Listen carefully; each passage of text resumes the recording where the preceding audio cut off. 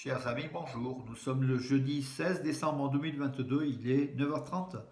Quelques news de l'Arménie, de l'Artsakh et de la diaspora arménienne. Bonne nouvelle depuis ce matin, donc nous l'avons appris ce matin. Donc Rouben Vartanian, le ministre d'État de la République de l'Artsakh, a annoncé que l'approvisionnement en gaz de l'Artsakh a été rétabli. Une très bonne nouvelle, alors que le froid saisit en fait, donc la région. Très bonne nouvelle pour la population, les 120 000 Arméniens de la République de l'Artsakh qui se trouvent dans un état de blocage du fait de la fermeture de la route du couloir du corridor de la Chine. Et cette route entre Stepanakert, donc en Artsakh, et Goris en Arménie, est fermée depuis déjà 4 jours.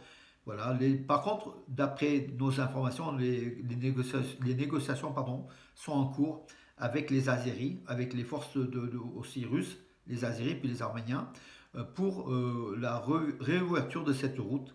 Peut-être aujourd'hui ou peut-être demain, on aura peut-être une bonne nouvelle, mais en tout cas, la pression internationale est importante, que ce soit Washington, Paris, Bruxelles, Pékin, partout. Donc, comment dirais-je, cette affaire n'est pas passée inaperçue. On parle bien sûr donc, du sort de cette catastrophe humanitaire qui peut se réaliser en Artsakh par le fait des Azéris, par le fait du dictateur Aliyev qui a bloqué donc cette route en vertu bien sûr contre tout le droit international et puis contre aussi les éléments des accords du 9 novembre 2020 qui stipulaient que cette route doit être garantie par les forces russes justement pour le passage des Arméniens entre l'Artsakh et l'Arménie. Voilà donc le cas. Donc, les Pays-Bas, le ministère des Affaires étrangères des Pays-Bas a appelé Bakou à débloquer. Pareil pour la Suisse qui a appelé aussi l'Azerbaïdjan à débloquer ce blocus contre les Arméniens de l'Artsakh.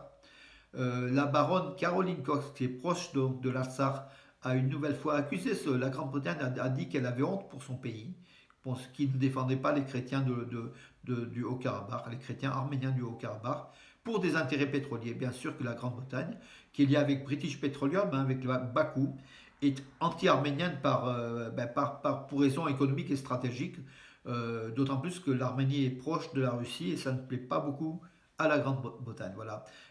Et quel que soit donc le sort des Arméniens chrétiens, la Grande-Bretagne a une politique pro-turco-azérie, tout simplement. David Babayan, le ministre des Affaires étrangères de la République d'Artsakh, a demandé aux instances internationales, la communauté internationale, de réagir contre l'agression azérie sur l'Artsakh. Voilà. À tous les niveaux en fait. Donc les réactions sont très nombreuses.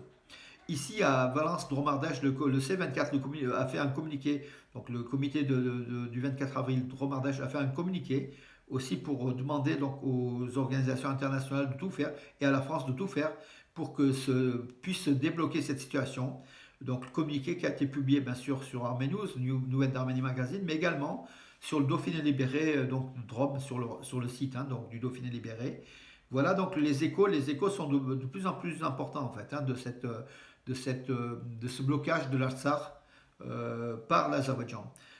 Nicole Pachinian, le Premier ministre arménien, a parlé, lui, de génocide donc de l'Azerbaïdjan. L'objectif de l'Azerbaïdjan est de réaliser un génocide dans le Haut-Karabakh, a affirmé le Premier ministre arménien.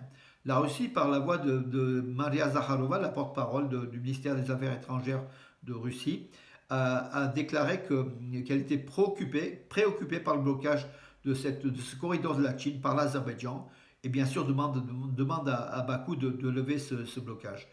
L'Europe, des députés aussi ont demandé à l'Europe, au Conseil de l'Europe, comment dirais-je, d'agir pour que soit levé ce blocage aussi également. Bien sûr, la Suisse, les Pays-Bas, comme je l'ai dit, beaucoup de pays en fait, Paris également. Beaucoup de pays ont réagi, la Chine, beaucoup de pays ont réagi pour demander justement le déblocage de ce couloir qui est la route de la vie pour la population civile, aujourd'hui menacée donc aujourd'hui, donc c'est toujours fermé depuis déjà 4 jours, mais a priori les négociations avancent, et peut-être aujourd'hui ou demain on aura peut-être une bonne nouvelle, on espère en tout cas. Entre-temps, bien sûr, la Turquie qui est l'instigatrice derrière l'Azerbaïdjan, Çavuşoğlu, donc le ministre turc des Affaires étrangères, a affirmé que personne n'aidera l'Arménie. Donc voilà, pour justement l'Arménie qui cherche des partenaires pour se défendre quelque part. Personne n'aidera l'Arménie, voilà, l'Arménie isolée, parce que la diplomatie turque est forte. Elle est devenue l'amie de la Russie, l'amie de Poutine, l'amie de Washington aussi, même si elle déroge un peu aux règles de l'OTAN. Washington attend peut-être son heure. Mais en tout cas, la Turquie manipule et elle est bien contente que l'Arménie soit un petit peu isolée, un petit peu même beaucoup. Et Çavuşoğlu affirme que personne n'aidera l'Arménie. Voilà, donc pratiquement c'est une mise à mort de l'Arménie par la Turquie, hein, par ses déclarations hostiles et vraiment négatives. Euh, alors, quelques autres infos. Oui, en info, donc je reviens donc en info, donc normal. Chloé Nabédian, donc celle qui nous présentait donc la météo sur France 2 déjà depuis des années, depuis 2013 je crois, a hier fait son dernier bulletin météo sur France 2, Chloé Nabédian. Elle va se consacrer au journalisme d'investigation. Elle va, bien sûr, c'est une journaliste comment dirais-je, qui a un très très bon niveau et on va la voir plus tard, mais pas à la météo. En tout cas, bravo, on avait un plaisir à l'écouter. Je crois qu'elle est de la région de Toulouse, franco-arménienne, voilà, qui désirait partir en Arménie, mais qui n'a pas eu encore l'occasion de se rendre en Arménie. En tout cas, on salue donc Chloé Nabédian, qui est à la télévision, ouais, qui nous a fait plaisir pendant des années en nous donnant la météo, souvent le beau temps, hein, que le mauvais. Voilà.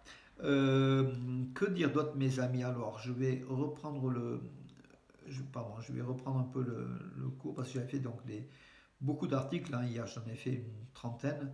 Alors, si mon internet veut bien aujourd'hui, tout est lent. Je ne sais pas si c'est la température qui veut cela, mais en tout cas, mes amis, alors, je vais vous demander 2 secondes, hein, pour cette attente.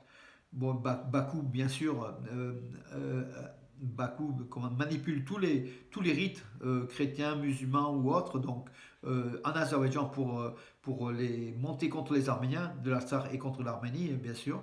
Et on l'a vu avec les Houdiques qui se déclarent héritiers de l'Artsakh, des chrétiens minoritaires, ils sont que quelques centaines, ils se déclarent héritiers de cette culture arménienne de l'Artsakh, entre autres, hein, donc il n'y a pas que ça. En tout cas, Bakou profite de chaque occasion pour manipuler l'opinion et même les cultes, hein, donc, et les religieux, bien sûr, moyennant quelques bakchiches, se prêtent au jeu de Bakou.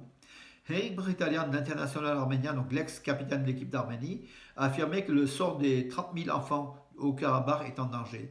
Il est ambassadeur itinérant de l'UNICEF, hein, au nom de l'Arménie, Henrik Britalia, voilà. Euh, oui, Gnel Sanossian, donc Gnel Sanossian, c'est le ministre des Territoires, a visité donc des villages de Choulnour, de Volodan et d'Azlavan, oui, d'Ajdavan, dans la région de Sunik, pour écouter la population, leurs problèmes, et puis essayer d'apporter des solutions, hein, voilà, à leurs problèmes.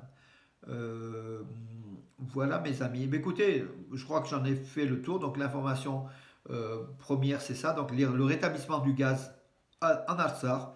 On lutte encore pour, comment dirais-je, par des communiqués, par des appels, par des pressions auprès des politiques, hein, pour qu'ils s'engagent derrière le peuple arménien de l'Artsakh, la population civile qui est aussi menacée, hein, voilà. Et puis, bon, j'ai vu donc Anne-Laurence Petel et 22 députés interpellent par rapport au corridor de la Chine au Parlement français ou au Sénat. Euh, les choses avancent, mes amis. Il faut bouger. Il ne faut pas rester donc insensible au sort de ces Arméniens de la Sarthe qui ont besoin de nous, qui comptent sur les Arméniens de la diaspora, hein, donc autant que sur l'Arménie, pour les sortir hors de cette situation dangereuse dans laquelle ils sont plongés malgré eux, par la volonté d'Aliyev, du dictateur, qui a des caprices et qui veut en finir avec les Arméniens.